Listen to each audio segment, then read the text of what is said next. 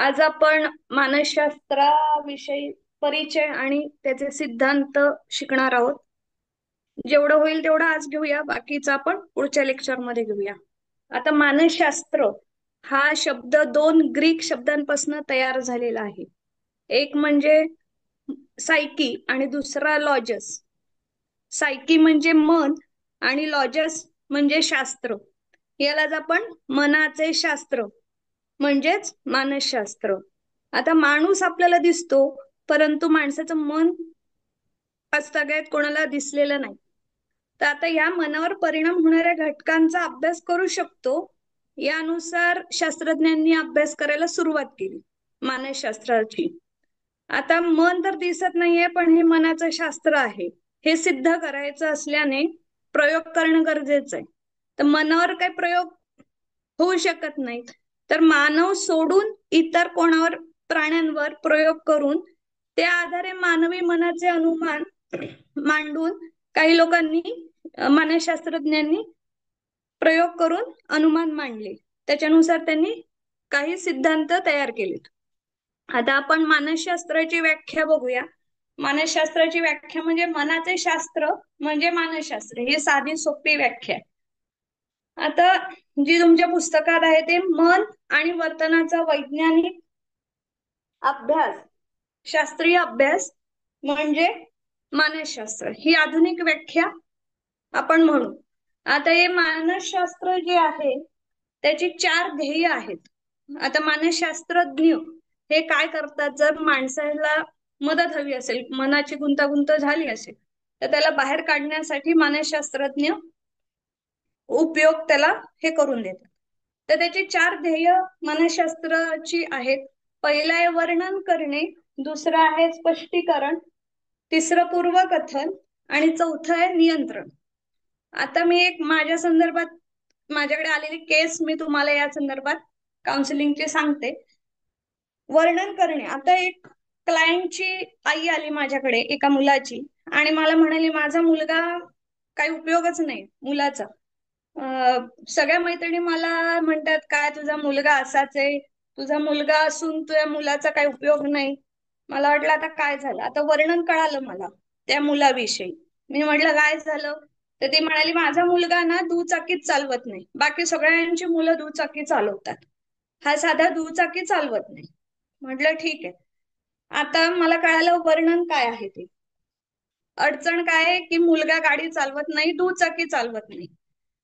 आता स्पष्टीकरण कोणाकडनं कळणार मला, आईकडनं कळालंय. आता मुलाला मला विचारावं लागेल की बाबा काय रे, का तू चालवत नाही, काय भीती वाटते तुला, कंटाळा येतो, काय होतं. तर मुलगा म्हणाला नाही, म्हणजे सायकल चालवत होतो त्यावेळेला मी पडलो सायकलवरनं आणि दात तुटला, ओठाला लागलं, थोडेसे खरचटलं आणि नेमका त्या वेळेला मित्र होते 2-4 सोबत.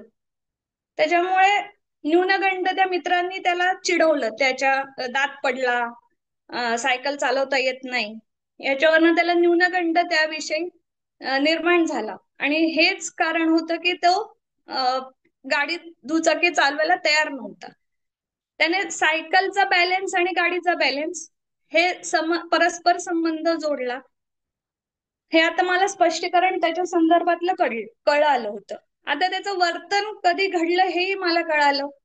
आता नियंत्रण कसं करायचं त्याच्यावरती.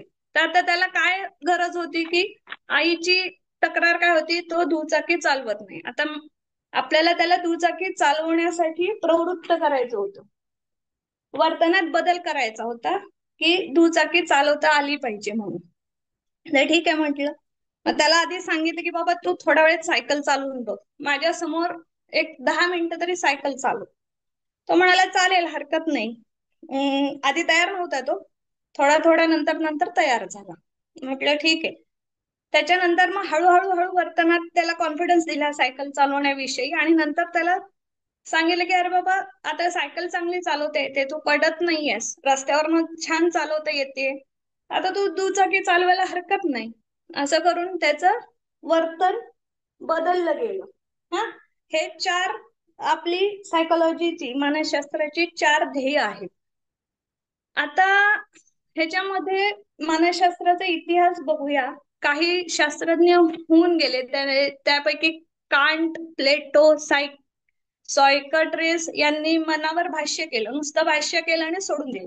तेव्हा माणसाला राग येतो, राग आल्यानंतर माणूस चिडतो, चिडल्यानंतर वस्तू फेकतो किंवा भयानक ओरडतो.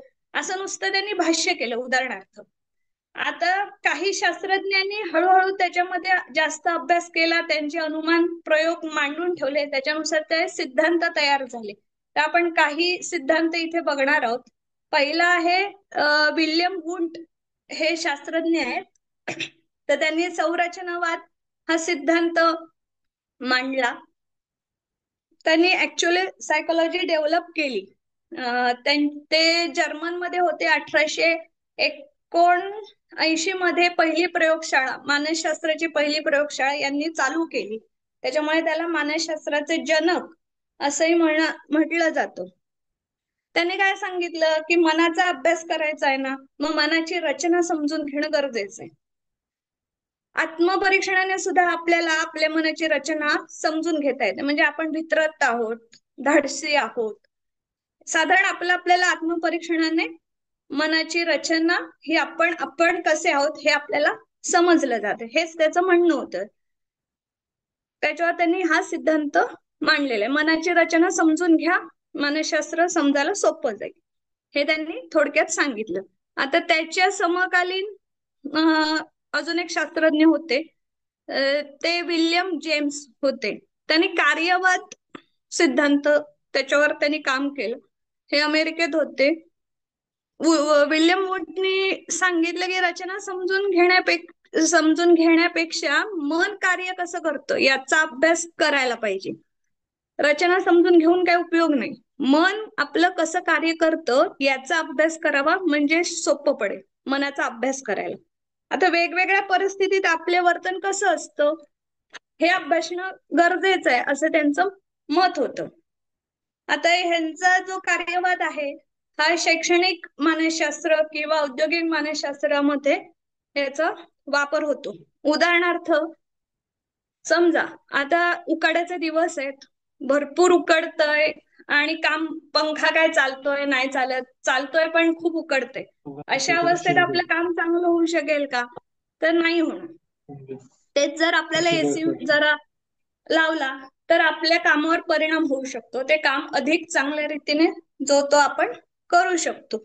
म्हणजे त्यांनी सांगितल्यानुसार वेगवेगळ्या परिस्थितीत आपले वर्तन अभ्यासाचे असते. हे उदाहरण झालं. आता तिसरं आहेत वर्दायमर शास्त्रज्ञ. त्यांनी समिष्टीवाद हा सिद्धांत मांडला. आता गेस्टल हे म्हणजे एक जर्मन शब्द आहे, त्याला समिष्टीवाद असं हे म्हणतात. तर गेस्टल म्हणजे चांगली आकृती किंवा आकार. आता यांनी काय सांगितलं वर्दायमरनी, गुणदोषांसकट व्यक्तीला बघायचं म्हणजे मनाचा अभ्यास करणं सोपं आहे. नाहीतर एखाद्या व्यक्तीचं आपण निरीक्षण करणार असू तर नेमके आपण त्याचे जर चांगलेच गुण बघितले तर त्याचे वाईट गुणांचा काय मनावर परिणाम होतो, त्याच्या वर्तनावर काय परिणाम होतो हे आपल्याला कळणारच नाही. म्हणून त्यांनी काय सांगितलं, गुणदोष जे आहेत त्यांच्या सकट बघायचं. म्हणजे फक्त गुणच नाही बघायचे किंवा फक्त दोषच नाही बघायचे, संपूर्ण बघा, म्हणजे त्याचा अभ्यास करणं सोपं जाईल. चौथे आहेत सिगमंड फ्रॉइड. यांनी मनोविश्लेषण सिद्धांत मांडला. यांचे चिकित्सा मानसशास्त्र म्हणून सायकॅट्रिस्ट विश्वामध्ये यांचा खूप मोठा अभ्यास आहे. भयानक म्हणजे त्यांचे सायकॅट्रिस्ट मध्ये ह्यांचा जनक म्हटलं तरी चालेल. तर त्यांनी सांगितलं की मनाचे 3 स्तर आहेत, एक जागृत मन, सुप्त मन, अबोध मन. आता सिगमंड फ्रॉइड वर आपल्याला दुसरं प्रकरण पूर्ण सिगमंड फ्रॉइड अभ्यासाचे आहेत, त्याच्यामुळे त्यांचं एवढंच लक्षात ठेवा. आता 5वे आहेत जॉर्ज वॉटसन. यांनी काय सांगितलं, वर्तनवाद सांगितलं. वातावरण बदला म्हणजे वर्तन बदले, हे त्यांनी सूत्र सांगितलं आणि त्यांनी निरीक्षणावर भर दिला. वर्तन जे बघतो ते निरीक्षणावर भर दिला. म्हणजे वर्तन जेव्हा घडतं तेव्हा परिणाम काय होतो वस्तुनिष्ठ निरीक्षण करायला पाहिजे, हे त्यांनी सांगितलं. अनपेक्षित वर्तनाची जर वारंवारिता आपण कमी करू शकलो तर सोपं जाईल अभ्यास करणं, हे त्यांनी या सिद्धांतामध्ये सांगितलं. नंतर वर्तनवादावर अजून काही माणसं आहेत, शास्त्रज्ञ आहेत, त्यांचा अभ्यास आपण पुढे करणार आहोत. स्किनर आहेत, अल्बर्ट बंडुरा आहेत, पॅवेलॉव आहेत. यांनी अध्ययनावर अभ्यास केला, त्यांनी काही प्रयोग केले, ते आपण पुढे सविस्तर बघणार आहोत. आता जे आहेत ते रॉजर्स मॅस्लो आहेत. यांनी मानवतावाद हा सिद्धांत मांडला. यांनी अबोध मनावर भर न देता माणूस म्हणून त्या व्यक्तीकडे बघायचं. वर्तन आणि अबोध मन बघू नका, गुणदोषांसकट त्या माणसाला स्वीकारा. म्हणजे पेशंट न म्हणता क्लायंट समजा. येणारा आपल्याकडे जो पेशंट असतो त्याला पेशंट न म्हणता क्लायंट समजा. हा जर दृष्टिकोन बदलला तर त्याचा अभ्यास करायला माणसाचा आपल्याला वर्तनाचा सोपा पडेल, हे त्यांनी सांगितलं. आता एक गंमत थोडक्यात एक सांगते. बाकीचे जे पेशंट असतात, म्हणजे विविध डॉक्टरांकडे जाणारे, तर ते स्वतःहून जातात की बाबा मला खूप त्रास होतोय, डोकं दुखतंय, हात दुखतोय, झोप नीट होत नाही, अशा अर्थी स्वतःहून जातात. त्यांना ट्रीटमेंटची गरज आहे हे त्यांना कळतं. पण जे आमच्याकडे जे पेशंट येतात सायकॅट्री फील्डमध्ये, त्यांना काही त्रासच होत नसतो, त्याच्या आजूबाजूच्या लोकांना त्या माणसाचा त्रास होत असतो. म्हणून ते बाकीचे जण त्या डॉक्टरकडे घेऊन येतात की बाबा हा भरपूर चिडतो, चिडला की असं करतो. असं उदाहरण सांगते मी.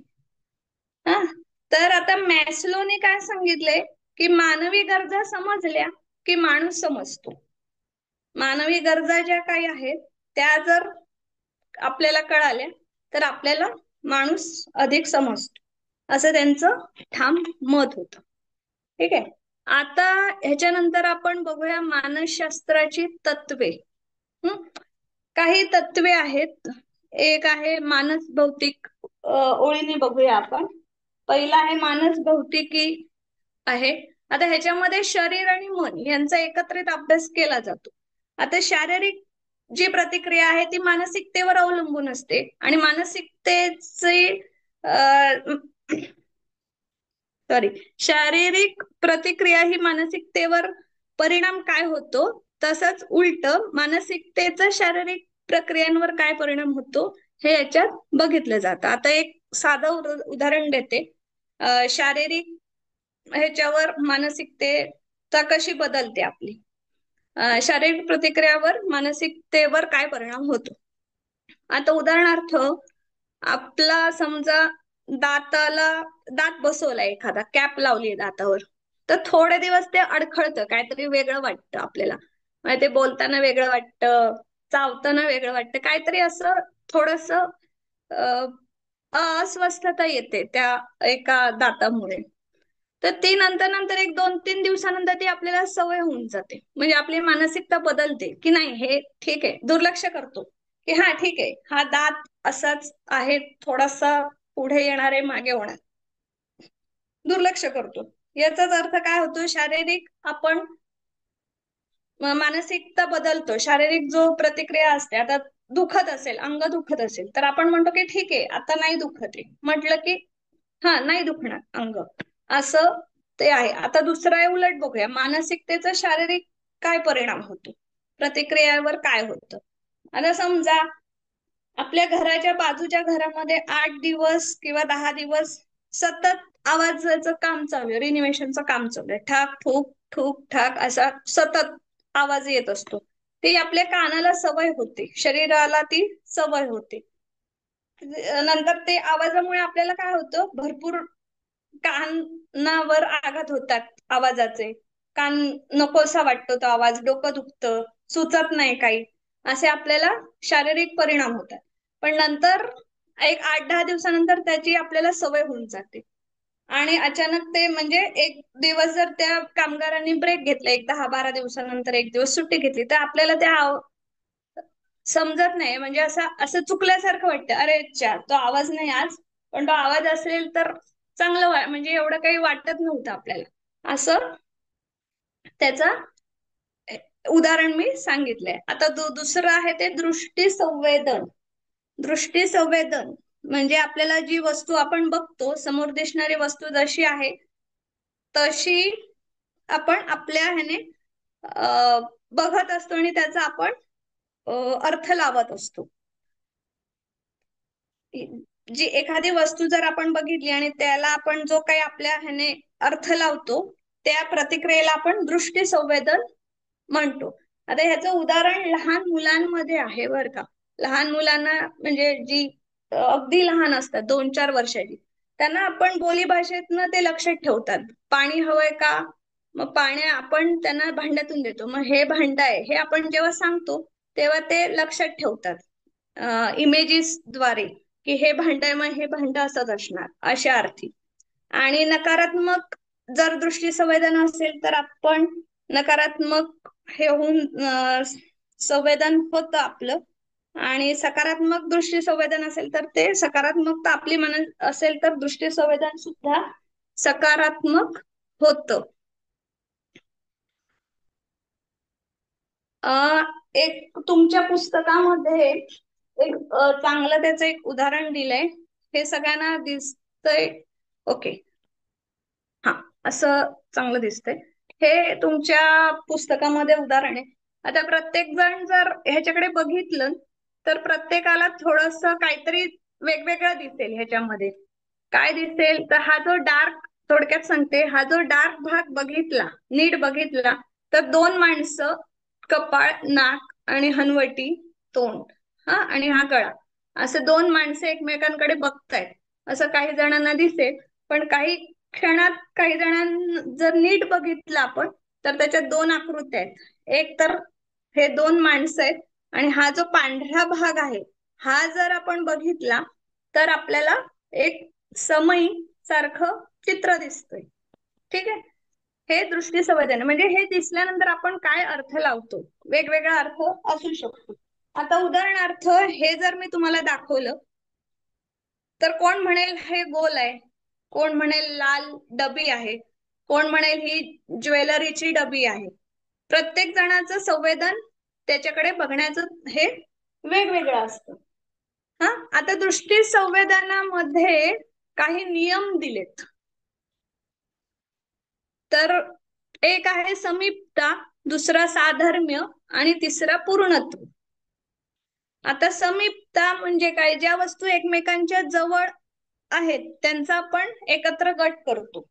आता एक पुस्तकात तुमच्या परत एक आकृती दिली आहे, एक मिनिट मी दाखवते. हा, ही आकृती जर तुम्ही बघितला तर तुम्हाला प्रथम दर्शनी काय समीपतेचं उदाहरण आहे. एकमेकांच्या जवळ आहेत, हे सगळे ठिपके ठिपके, हा, म्हणजे आपण एकत्र तो गट बघितला जातो. हा एक गट आहे आणि हा एक गट आहे. ठीक आहे, आता ज्या गोष्टी साधर्म्य म्हणजे काय, ज्या गोष्टी दिसतात आपल्याला एकसारख्या दिसतात त्यांना आपण एकसारखं बघितलं जातं. उदाहरणार्थ सहलीला जर आपण कुठे ट्रिपला जाणार असू ट्रॅव्हल्स मार्फत, तर ते लोक काय करतात, आपले लोक पटकन दिसण्यासाठी कॅप देतात ट्रॅव्हल्सची, पांढरी लाल जी काय असेल ती, आणि ती घालायला कंपल्शन करतात. म्हणजे कसं समूहाने आपल्याकडे आपण त्यांना बघितलं जातं. आता तिसरं आहे पूर्णत्वाचं. पूर्णत्वाचा नियम आहे. आता अजून एक तुम्हाला त्याच्यामध्ये एक आकृती दिली आहे, ही आकृती दिली आहे, ह्याला पूर्णत्वाचा नियम. आता ह्याचं दृष्टी संवेदन कसं आहे, हे जर बघितलं तर आपण ह्याला चौकोन म्हणू आणि हे जर बघितलं तर आपण ह्याला लंबगोल किंवा गोल म्हणू. हे अर्धवट आहेत आकृत्या, तरी आपण पूर्ण पूर्ण करून आपण चौकोन म्हणू आणि हे आहे हे गोल आहे असं आपण त्याला म्हणू. आता उदाहरणार्थ मी हा जर तुम्हाला हे दोन गोष्टी दाखवल्या तर तुम्ही दोन्ही गोष्टींचं एकच सांगाल की हे पेन आहे. वेगवेगळ्या गोष्टी नाही आहेत, एकत्र बघून तुम्ही हे टोपण नाही लावलेलं आहे, तरी जर हे असं धरलं तर तुम्ही हा पूर्ण पेन आहे असंच तुम्ही दृष्टी संवेदन पूर्णत्वाचं म्हणजे पूर्ण गोष्ट पूर्ण करून आपण ती बघतो. हा, हे पूर्णत्वाचा नियम आहे. आता दुसरं आहे ते आहे, तिसरं आहे, सॉरी, तिसरा आहे तो अध्ययन आहे. आता अध्ययन याच्यामध्ये मगाशी मी काही नावं घेतलेली, कोण सांगू शकेल का कुठे नावं घेतलेली? कोण आहेत का? हॅलो, नाही, कोण ऍक्टिव्ह लिस्निंग नाहीये कोणाचे, ठीक आहे. काय सांग अध्ययन, हॅलो, काय सांगायचं आहे? हा, मगाशी मी जे सिद्धांत सांगितले त्याच्यामध्ये मी काही नावं घेतलेली होती. निरीक्षणावर त्यांनी भर दिला होता. आठवतंय का काही? निरीक्षणावरती. हा, म्हणजे वर्तनवाद हा सिद्धांत होता. हा, जॉन वॉटसनचा होता. वाटतं. त्यांनी निरीक्षणावर भर दिला. आणि आता हम्म. त्याच्यासोबत काही 3 जण लक्षात ठेवायची ह्याच्यामध्ये. त्याच्यात अध्ययनाच्या आधी व्याख्या बघूया. पूर्व अनुभवातून व्यक्तीच्या वर्तनामध्ये होणारा कायमस्वरूपी बदल म्हणजे अध्ययन. हा, पूर्वानुभव, आपण अनुभव घेत घेत शिकत असतो आणि त्याच्यामध्ये कायमस्वरूपी बदल होत असतात म्हणजे अध्ययन. आता उदाहरणार्थ, एखादी गोष्ट जर आपण शिकली, आता उदाहरणार्थ कार चालवायला शिकतोय. आता कार चालवताना पहिल्यांदा आपल्याला जसा अनुभव ड्रायव्हिंगचा येईल तसं तसं आपलं कार चालवणं, ड्रायव्हिंग अधिक चांगलं सुधारलं जातं. तर आपण ते कायमस्वरूपी लक्षात राहतं आपल्याला, आपण कधीच ते विसरत नाही. हा, याला अध्ययन असं आपण म्हणूया. आता अध्ययनामध्ये अ 3 पैलू त्यांनी सांगितलेले आहेत. अध्ययन म्हणाल्यावर 3 लोक लक्षात ठेवायचे, साधं सोपं. एक, कुत्रा, लोक आधी शास्त्रज्ञ सांगते, इवान इवान पेव्हलॉव, दुसरे स्किनर आणि तिसरे जे आहे अल्बर्ट बंडुरा. हे 3 माणसं लक्षात ठेवायची. जोड्या लावा जसं असतं तसं ते लक्षात ठेवायचं. अभिजात अभिसंधान कुत्रा म्हणजे कारक अभिसंधान मांजर. स्किनर यांनी हे अभ्यास केला आणि निरीक्षणात्मक अध्ययन म्हणजे अल्बर्ट बंडुरा. आता मी हे साधं सोपं तुम्हाला गोष्टी रूप सांगायचा प्रयत्न करते. आता अभिजात अभिसंधान जे आहे ते इवान पॅवलाव यांनी कुत्र्यावर प्रयोग केला. त्यांच्याकडे एक कुत्रा होता. तो कुत्र्याला काय केल्याने त्यांनी उपाशी ठेवलं. उपाशी ठेवल्यावर त्याला एका पिंजऱ्यामध्ये ठेवलं. त्याला ती सवय होती की ते पिंजऱ्याच्या बाहेर एक डिश असायची. ती डिश साधारण कोणी त्याला खायला द्यायला ते माणूस चालत आला आणि डिश कडे जाणार असं त्याला लक्षात आलं की तो कुत्रा उड्या मारायचा किंवा लाळ गळायची किंवा शेपटी ह्या ह्या ह्या भूक लागली म्हणजे आता त्याला कळायचं आणि तो प्रतिक्रिया द्यायचा. त्याने काय केलं, त्या कुत्र्याला तसंच ठेवलं. फक्त थोडासा बदल केला की डिश घ्यायच्या आधी घंटा वाजवलेली.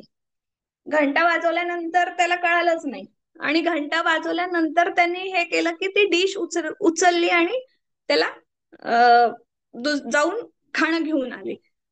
हे त्याच्या लक्षात नाही आलं. म्हणजे घंटा वाजवली तरी त्याच्यात बदल नाही, त्याच्या काय म्हणतात वागण्यामध्ये काही बदल नाही झाला, लाळ गळली नाही. नंतर हे जे घंटा वाजवणं आहे हे त्यांनी सलग 4-5 दिवस चालू ठेवलं आणि त्याच्यानंतर सतत पहिले घंटा वाजवायची, मग ती डिश घेऊन जायची आणि खाणं घेऊन यायचं. हे सतत त्यांच्या लक्षात ते क्रम चालू ठेवला.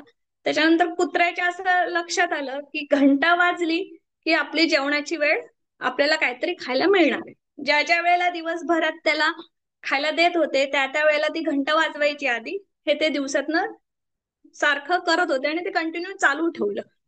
कुत्र्यांनी त्याचा संबंध असा जोडला की आपल्याला घंटा वाजली की आपल्याला जेवण मिळणार. हळूहळू हळू त्याची लाळ जास्त प्रमाणात गळायला लागली आणि त्याच्या लक्षात आलं, त्याने संबंध घंटा आणि जेवणाशी असा लावला. आणि त्याची लाळ जी शिट म्हणजे घंटा वाजवली की अन्न मिळतं हे त्याच्या लक्षात आले आणि तो प्रतिक्रिया द्यायला लागला. म्हणजे जेव्हा घंटा वाजली की तो लाळ गाळायला चालू केली. हा, म्हणजे त्याने इथे अभिजात अभिसंधान हा प्रयोग त्यांनी केला. त्यांनी कुत्र्याला घंटा आणि जेवण याच्यामध्ये त्यांनी सांगितलं. हा, साधर्म्य त्यांनी जोडलं. आता दुसरे जे आहेत कारक अभिसंधान. आता कारक अभिसंधान हा कोणी केला प्रयोग, तर स्किनर यांनी केला. आता ह्यांनी कुत्र्यावर केला, मग स्किनर बाबा म्हणाले कुत्र्यावर नको, त्यांनी झालाय कुत्र्यावर करून आपण मांजरावर करूया. म्हणून त्यांनी मांजराला, त्यांच्या मांजरावर त्यांनी प्रयोग केला. मांजराला काय केलं, सेम कुत्र्यासारख्या पिंजऱ्यामध्ये त्यांना मांजराला सोडून दिलं म्हणजे आणि बंद केलं. हा, त्याच्यानंतर ते असं मांजर माहितीये तुम्हाला एका ह्याच्यामध्ये ते राहणार नाही. म्हणजे कुत्रा सांगितलेला ऐकतो, मांजर आपल्याला हवं तेच करतो. स्वतःच्या मनाचं राजा असतो, जे त्याला हवं तेच करतो. तर ते त्याला सवय नसते ना मांजरांना पिंजरात राहायची, तर ते पिंजरात सोडून दिलं त्यांना. ते मांजर अस्वस्थ झालं आणि इकडे तिकडे फिरायला लागलं आणि अचानक त्याला अजाणतेपणी त्याच्या नकळत त्या पिंजऱ्यामध्ये एक बटण दाबलं गेलं. ते बटण दाबल्यानंतर काय झालं की दरवाजा उघडला आणि अन्न तिथून त्याला मिळालं. आता हे थोड्या वेळ ते अन्न मिळालं, बसलं, झोपलं, परत काही वेळाने ते हालचाल करायला लागलं. मग ते परत बटन दाबलं, अन्न उघडलं पिंजऱ्याचं दार आणि अन्न मिळालं. हा, आता त्याच्यानंतर काय झालं, त्याच्या लक्षात आलं हे सतत त्याच्या वारंवारिता वाढली त्याची. त्याच्यामुळे त्याचं काय झालं की इकडे तिकडे फिरणं कमी झालं. त्याला आता कळालं एवढ्या जागी एवढ्या पावलावर एका ठिकाणी ते बटण आहे. इकडे तिकडे तो जो फिरत होता तो न फिरता तो बरोबर त्या बटनाकडे जाईल आणि ते बटन दाबेल. आता त्याला कळालं त्या मांजराला की हे बटन दाबलं की दार उघडणार आणि आपल्याला अन्न मिळणार. म्हणजे काय झालं, प्रयत्न करत राहिलं ते मांजर, प्रयत्न करता करता ते चुकलं आणि नंतर प्रयत्नामधनं त्याला ते बरोबर कळालं हे बटन दाबलं की आपल्याला खाणं मिळणार. म्हणजे प्रयत्नातून जर चुकत चुकत आपण अध्ययन त्याने शिकला की बटन दाबायचं आहे.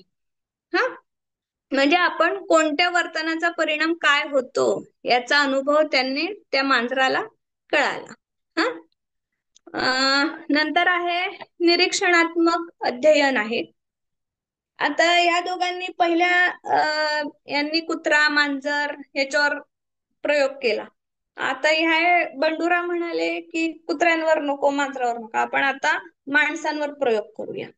आता माणसांवर कसा प्रयोग करणार ना, म्हणजे माणसाला सांगितलं तर तो ऐकणार आहे का, सांगितल्यावर किंवा सवय जर असेल तर ती बदलता येणार नाही. म्हणून मग त्यांनी काय केलं, त्यांनी एक 4 ते 5 वर्षाची मुलं प्रयोगासाठी म्हणजे त्यांच्यावर प्रयोग केला. आता ह्या मुलांना काय केलं, 1-2 वेगवेगळ्या खोल्यांमध्ये ठेवलं आणि त्यांच्या समोर काय म्हणतात पडदा नाही टीव्ही लावला, उदाहरण आपण म्हणून टीव्ही लावला आणि एकाच्या मुलाच्या खोलीमध्ये टीव्हीवर सकारात्मक दृश्य दाखवली आणि एकाच्या नकारात्मक दृश्य दाखवली.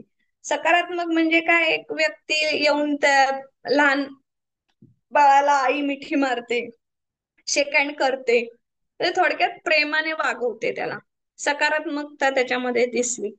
आणि दुसऱ्या खोलीमध्ये उलट दाखवलं की तो कोण आला की तो त्याला शिक्षाच करेल, छडी घेऊनच तो माणूस किंवा कोण जो येई, आई बाबा तू अभ्यास का नाही केला, अभ्यास का नाही केला, ते छडीची भीतीच दाखवितो.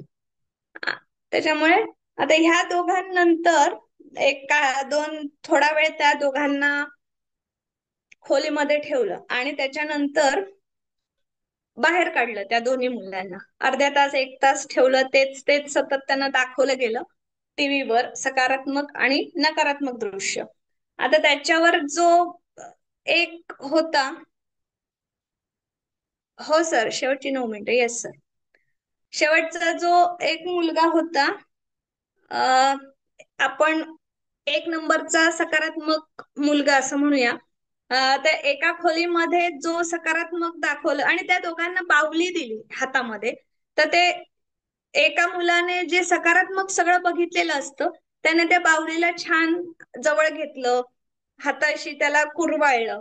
हा, ह्या भावना त्याने तिथे त्या बाहुली सोबत व्यक्त केल्या. आणि दुसऱ्यानं काय केलं, नकारात्मक ज्याला सांगितलेलं होतं त्या नकारात्मक ने काय केलं की त्या बाहुलीला मारायला चालू केलं. म्हणजे ह्याच्यावर काय होतं, नकारात्मक ज्या गोष्टी बघितलेल्या होत्या त्या बाहुलीसोबत तसे व्यवहार केले गेले. ठीक आहे. आज आपण आता ह्याच्यामध्ये अजून स्मृती आहे. आपण राहिलेलं मानसशास्त्राचे तत्व बघतोय. आता स्मृती राहिलंय 60. त्याच्यात प्रकार आहेत, प्रेरणा आहे, भावना आहे, बरंच आहे. आपण बघूया. काही सेकंद असतील तर फक्त मी एक कव्हर करते. मानसशास्त्राचे काय म्हणतात त्याला, शाखा, मानसशास्त्राच्या शाखा हे एक तुम्हाला टॉपिक मध्ये आहे. मानसशास्त्राच्या शाखा ज्या आहेत त्या भारतामध्ये 3 महत्वाच्या शाखा आहेत. एक चिकित्सा मानसशास्त्र, दुसरं औद्योगिक मानसशास्त्र आणि तिसरं शैक्षणिक मानसशास्त्र. हे 3 जास्त भर आपल्या भारतामध्ये होतो, हा, दिला जातो. बाकीचे बरेच शाखा आहेत पण आपल्याकडे ते अजून जास्त त्याचा प्रसार नाही झालेला आहे. हा, तर आता शैक्षणिक मध्ये काय होतं की विद्यार्थ्यांची मानसिकता आणि त्याच्यानुसार अभ्यासक्रमाची आखणी कसं त्याच्यावर भर दिला जातो किंवा बघितलं जातं. पालकांच्या समस्या, मुलांच्या समस्या, त्यांचे मानसिकता याचा अभ्यास त्याच्यात केला जातो. औद्योगिक मानसशास्त्रामध्ये काय होतं की इंडस्ट्रियल सायकोलॉजी आपण म्हणतो. सगळ्या कंपन्यांद्वारे त्याच्यात हे असतं, कर्मचारी, मालक यांचं मानसिकतेचा, ग्राहक यांच्या मानसिकतेचा अभ्यास त्याच्यामध्ये केला जातो. तिसरं आहे चिकित्सा मानसशास्त्र. चिकित्सा मानसशास्त्रामध्ये सगळं सायकॅट्रिस्ट हे मानसिक आजारांचा अभ्यास केला जातो. मानसिक आजार, त्याची लक्षणं, आजारांचे निदान याच्यामध्ये होतं. आता काही आहेत वैकसिक मानसशास्त्र आहे, नंतर क्रीडा मानसशास्त्र आहे, सामाजिक आहे, बोधात्मक आहे. बोधात्मक म्हणजे कॉग्निटिव्ह मानसशास्त्र. याच्यामध्ये माणसाविषयी विचार, भाषा, स्मरण, दृष्टिकोन, अवधान या प्रक्रियांचा अभ्यास, मनाशी काय संबंध आहे ते बघितलं जातं. आता आहे वैकसिक मानसशास्त्र, डेव्हलपमेंटल सायकोलॉजी. डेव्हलपमेंटल सायकोलॉजी हे लहानपणापासून वयोवृद्ध अवस्थेपर्यंत कसं मानसिक माणूस कसा डेव्हलप होत जातो याच्यामध्ये बघितलं जातं. आणि ते माणसाची डेव्हलपमेंट जशी जशी होते त्याचा परिणाम काय होतो, मानसिक बदल काय काय होतात, शारीरिक बदलांसोबत मानसिक बदल काय काय होतात, हे या शाखामध्ये सखोल अभ्यास केला जातो. हा, व्यक्तीचं वय जसं वाढतं तसं विचार करायची पद्धत त्याची काय बदलते ते डेव्हलपमेंटल सायकोलॉजी मध्ये बघितलं जातं. दुसरं आहे क्रीडा मानसशास्त्र. आता क्रीडा मानसशास्त्र सोपं आहे. क्रीडे संदर्भात, खेळा संदर्भात सगळं मानसशास्त्र त्याच्यात असतं. आता तुम्ही म्हणाल क्रीडा मानसशास्त्र काय गरजेचं तर आहे, प्रत्येक गोष्टीमध्ये मानसशास्त्र गरजेचं असतं. आता खेळाडूंना ताण असू शकतो, बरोबर ना, स्वतःची त्यांना प्रूव्ह करायचं असतं. त्याच्यामुळे क्रीडा मानसशास्त्रज्ञ ह्याच्यामध्ये क्रीडेचा वापर, क्रीडा खेळाडूंवर काय त्यांची मानसिकता काय असते, त्यांना कसं हाताळावं किंवा त्यांना काउन्सिलिंग काय करावं याचं मार्गदर्शन आणि समुपदेशन या क्रीडा मानसशास्त्रामध्ये केलं जातं. ओके, याचा फायदा होऊन जातो. ठीक आहे सर. ओके सर, संपलंय आज. इतकंच बघूया. कोणाला काही अडचण असतील तर ग्रुपवर टाकलं तरी चालेल, त्याद्वारे मला सर सांगतील आणि मी तुम्हाला उत्तरं पुढच्या ह्याच्यामध्ये देईन.